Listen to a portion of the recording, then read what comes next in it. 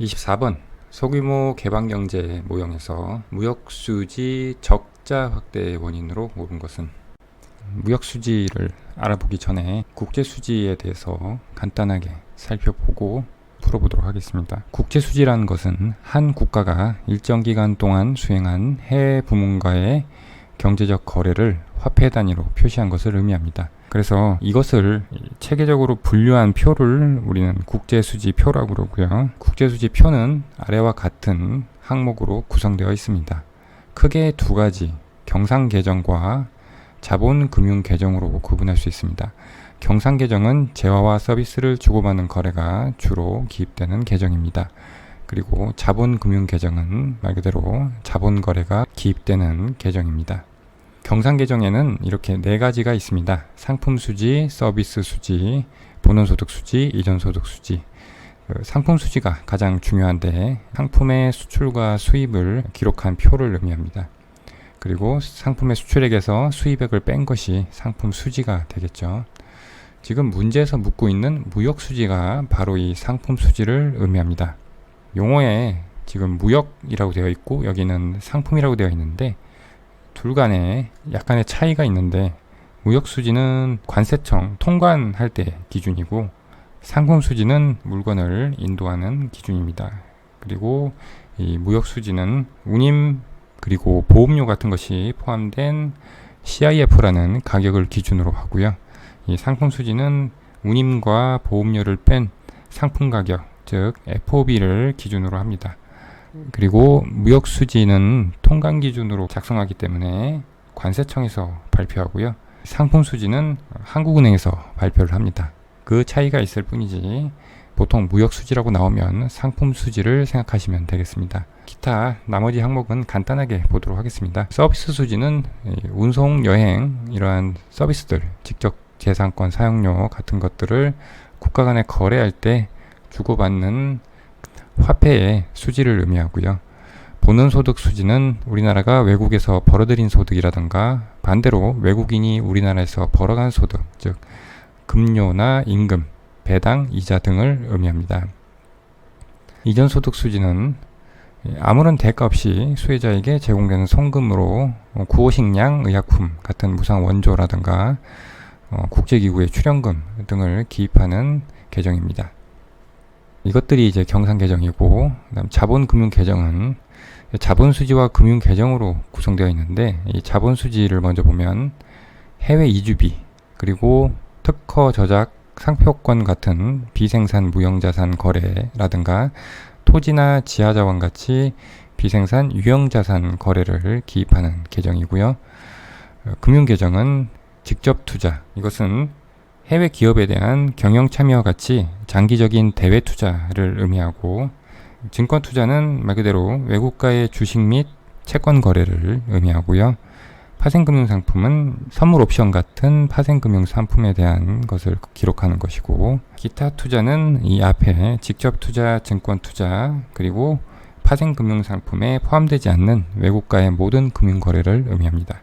그리고 준비자산은 기존에 이게 준비자산 증감 항목이라고 해서 우리가 대외 거래를 하게 되면 외환 보유액이 변동이 되잖아요. 이 외환 보유액 변동이 여기 있는 준비자산 항목에 표시가 됩니다. 자, 이렇게 국제수지표의 구성 요소를 알아봤고, 우리는 이 문제에서 무역수지에 대한 것을 물어보고 있으니까 이 상품의 수출과 수입을 중심으로 이 문제를 풀어보도록 하겠습니다. 이제 무역수지를 우리가 알고 있는 재화시장의 균형식에서 식 변형을 통해서 어떤 것이 무역수지를 결정하는 요인인지 도출해 보도록 하겠습니다. 소규모 개방경제라고 그랬으니까 개방경제에서의 재화시장 균형식을 이렇게 가져왔습니다. 그래서 총 공급이 총 수요와 같다. 총 수요는 소비와 투자, 정부 지출, 그리고 수출에서 수입을 뺀 것으로 구성되어 있습니다. 그런데 우리는 이 소비와 투자, 정부 지출을 총 지출로 A라는 것으로 치환을 해서 표시를 해보겠습니다. 이것은 국내 재화뿐만 아니라 해외 재화에 대한 수요까지 다 포함한 것입니다. 그래서 이 A를 좌변으로 넘기면 Y-A가 X-M이 되고, 이 X-M, 수출 마이너스 수입인 순수출이 결국에는 넓은 의미에서는 경상수지, 좁은 의미에서는 상품수지 또는 무역수지로 우리는 생각할 수가 있습니다. 이것이 무역수지를 결정하는 하나의 식이 되겠고요. 즉, 이 총 생산량 Y랑 총 지출 차이가 경상수지 X-M과 일치한다는 것을 나타내고요. 총 생산량이 총 지출보다 많으면 경상수지는 흑자가 되고 반대면 경상수지는 적자가 되는 것을 나타내고 있습니다. 즉, 이 나라 자국의 생산량보다 더 많은 재화를 소비할 경우, 즉 A가 Y보다 클 경우에는 외국 재화를 수입해야 되죠. 그러니까 무역수지는 적자가 발생하게 됩니다. 반대로 자국의 생산량보다 더 적은 재화를 소비할 경우에는 남는 재화만큼 수출을 하게 되겠죠. 그래서 경상수지 흑자가 발생하게 됩니다. 그래서 이 식은 무역수지의 흑자 또는 개선을 위해서는 총 지출을 줄여야 된다. 그래서 총 지출을 억제하는 정책이 무역수지 개선에 도움이 된다는 것을 보여주고 있습니다.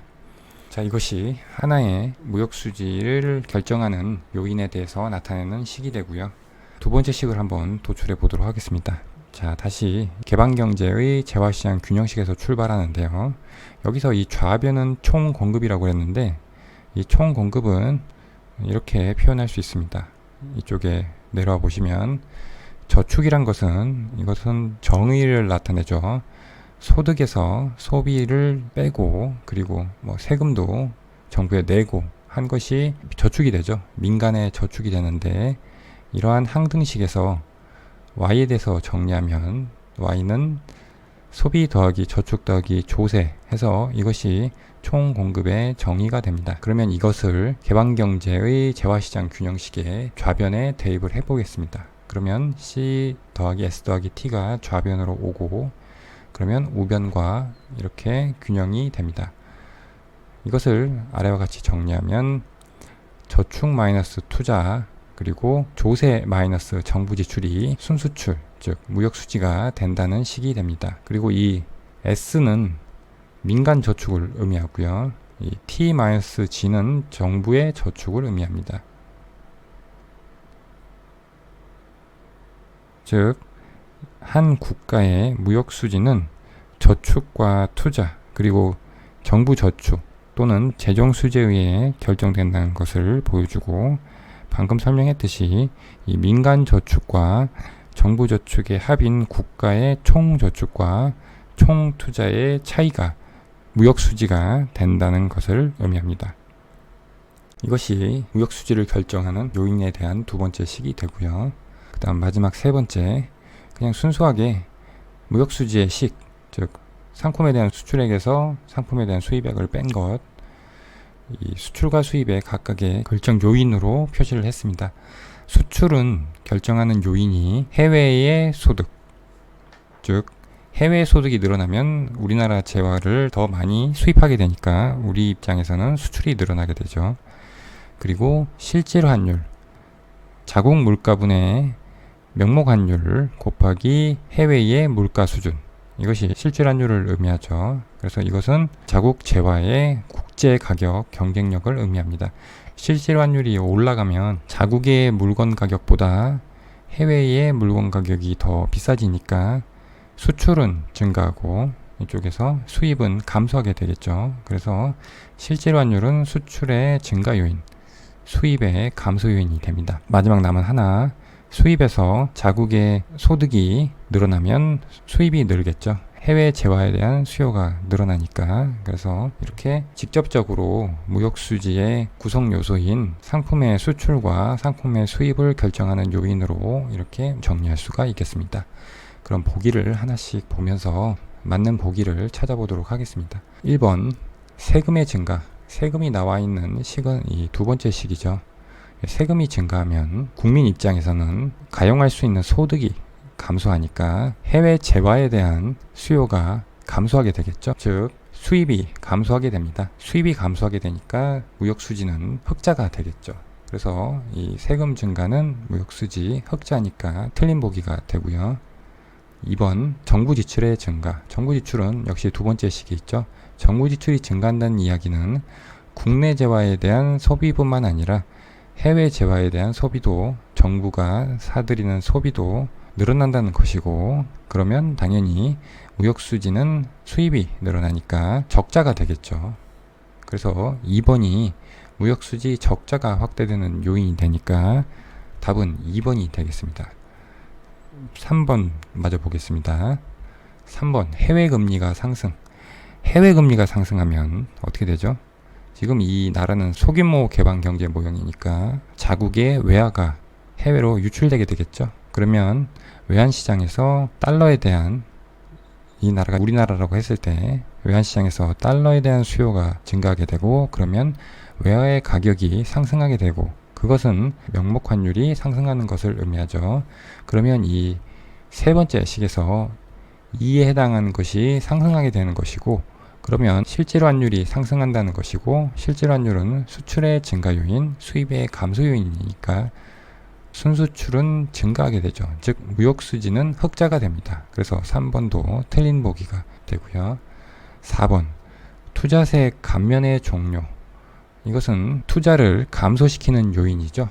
투자가 나와 있는 식은 두 번째 식이 되겠습니다. 이 투자 I가 감소하게 되니까 자국 입장에서는 지출의 측면이 감소하게 되는 것이죠. 그러면 무역수지는 개선이 되겠죠. 그래서 4번도 틀린 보기가 되겠습니다. 그리고 첫 번째 식 A가 감소해서, 즉 A가 C랑 I랑 G를 더한 총 지출이라고 그랬죠. 총 지출이 감소하니까 자국 생산량이 자국에서 소비하는 재화의 양보다 커지니까 남는 만큼 수출을 하게 되겠죠. 그러면 무역수지는 흑자가 되겠죠. 이렇게 해서 풀 수도 있겠습니다. 25번 보겠습니다. A국 경제는 총수요 총공급 모형에서 현재 장기균형 상태에 있다. 부정적 충격과 관련한 설명으로 옳은 것은. 단순한 총수요 총공급 모형을 가지고 한번 풀어보도록 하겠습니다. 자, 총수요와 총공급 곡선을 설정을 해봤습니다. 총수요 곡선은 국민소득과 물가 간의 반비례 관계를 나타내는 것을 의미하죠. 그래서 여러분들이 알고 있는 재화시장의 균형식인 IS 곡선과 화폐시장의 균형식인 LM 곡선식을 연립해서 도출을 하면 이렇게 일반화해서 표시할 수가 있습니다. 즉, 이 M은 통화량인데 이 X는 통화량 이외에 총수요에 영향을 미치는 요인으로 생각하시면 되겠고요. 그래서 확장적 재정정책을 실시하면 X가 증가하게 되고, 그러면 총수요는 증가하게 되죠. 그리고 통화량을 늘리게 되면은 역시 총수요는 증가하게 됩니다. 그리고 물가와 총수요는 반비례 관계를 나타내고 있고요. 그 다음 총공급 곡선은, 총공급 Y는 이 YF, 이 경제의 잠재적 생산량, 완전고용 생산량을 나타내는 기호입니다. 완전고용 생산량을 기준으로 물가 예측을 얼마나 정확하게 했느냐에 따라서 총공급이 변동하게 되는데, 만약에 물가 예상이 실제 물가를 정확하게 예측했을 경우에는 P와 P expectation이 같아지니까 이쪽 항은 날아가게 되죠. 그러면 Y는 YF라고 해서 YF 선상에서 수직인 직선이 됩니다. 그래서 이것이 장기 총공급 곡선이 되고요. 그리고 단기 총공급 곡선은 이 물가와 물가 예상이 다를 때, 즉 물가에 대한 민간의 예측이 정확하지 않을 때 이 부분이 살아있게 되고, 그러면 이 YF에서 플러스 혹은 마이너스로 해서 변동한 값이 총 공급이 됩니다. 그것이 바로 이렇게 우상향하는 단기 총 공급 곡선이 되겠습니다. 그러면 이러한 모형 설정을 통해서 보기를 하나씩 살펴보도록 하겠습니다. 1번 부정적 단기 공급 충격 시 정부의 개입이 없을 경우 장기적으로 물가는 상승한다. 공급 충격이 왔는데 부정적으로 단기적으로 왔다고 했습니다. 그러면 장기 총 공급 곡선은 그대로 있고 단기 총 공급 곡선이 이동하게 되죠. 부정적으로 충격이 왔으니까 이 단기 총 공급 곡선은 좌상방 좌측으로 이동하게 됩니다. 좌측으로 이렇게 이동하게 됩니다. 그러면 최초의 균형점에서 단기적으로 이 균형점으로 생산량은 감소하고 물가는 상승하는 이러한 균형점으로 이동하게 되죠. 그런데 정부의 개입이 없을 경우 그 이야기는 이 총수요 곡선이 그대로 있다는 이야기입니다. 즉, 이 총수요 곡선식에서 x나 m이 변동이 없다는 것입니다. 그럴 때 장기적으로 물가는 상승한다. 즉, 최초에 이 제로라는 점에서 단기적으로 이 원이라는 점으로 가게 되는데, 이 점은 완전 고용이 이루어지지 못하고 있는 생산량 수준이니까 이 경제에는 실업이 발생하게 되고, 생산활동이 둔화되니까 임금을 비롯한 다른 생산 요소의 가격들이 점차 낮아지게 되고, 이로 인해 기업의 생산 비용이 감소하게 됩니다. 그래서 기업의 생산 비용이 감소하면 총 공급 곡선은 다시 오른쪽으로 이동하게 됩니다. 원래 이 제로라는 점이 될 때까지 우측 이동하게 됩니다. 완전 고용 국민소득 수준으로 다시 돌아오게 됩니다. 물가도 불변이게 되고요. 보기 1번에서는 장기적으로 물가가 상승한다고 했으니까 1번은 틀린 보기가 되겠습니다. 보기 2번, 부정적 단기 공급 충격 시 확장적 재정 정책으로 단기에 충격 이전 수준과 동일한 물가와 생산으로 돌아갈 수 있다. 1번과 비교했을 때 1번에서는 정부의 개입이 없었는데 2번에서는 확장적 재정 정책을 실시한다고 그랬죠.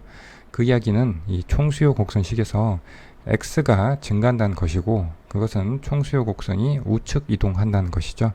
그래서 최초의 이 제로에서 부정적 단기 공급 충격에 의해 이 원점으로 이동하게 되고, 이 상태에서 정부의 확장적 재정 정책으로 총수요 곡선이 우측으로 이동하게 됩니다. 이렇게 이동하게 돼서 새로운 균형점이 E2점이 됩니다. 그래서 생산량은 완전고용 국민소득 수준을 회복을 하고, 하지만 물가가 상승하게 되죠. 2번을 보면 충격 이전 수준과 동일한 물가와 생산으로 돌아갈 수 있다고 했는데, 생산은 동일한 수준으로 돌아왔는데 물가가 아니죠. 그래서 2번도 틀린 보기가 되겠습니다. 3번 보도록 하겠습니다. 부정적 수요 충격 시, 그 경우에는 최초의 균형점이 이 제로라고 했을 때 수요 곡선이 좌측으로 이동하게 되겠죠. 그래서 2원 점에서 균형 국민소득이 결정이 되고, 그런데 2원 수준에서 정부의 개입이 없을 경우 어떻게 되는지를 봐야겠죠.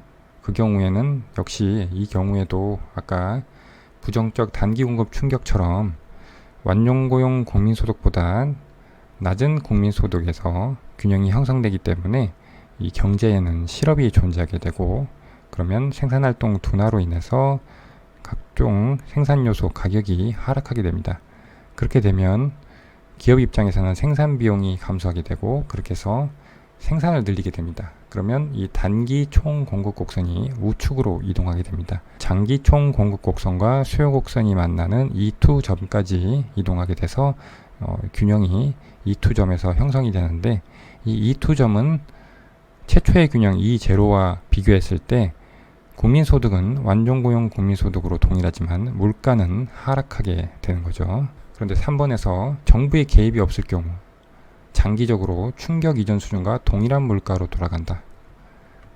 물가는 떨어졌죠. 그러니까 이것도 틀린 보기가 되겠습니다. 4번, 부정적 수요 충격 시 확장적 통화 정책을 실시한다고 했습니다. 3번과 비교했을 때 이제 정부가 통화 정책으로 개입을 하는 것이죠.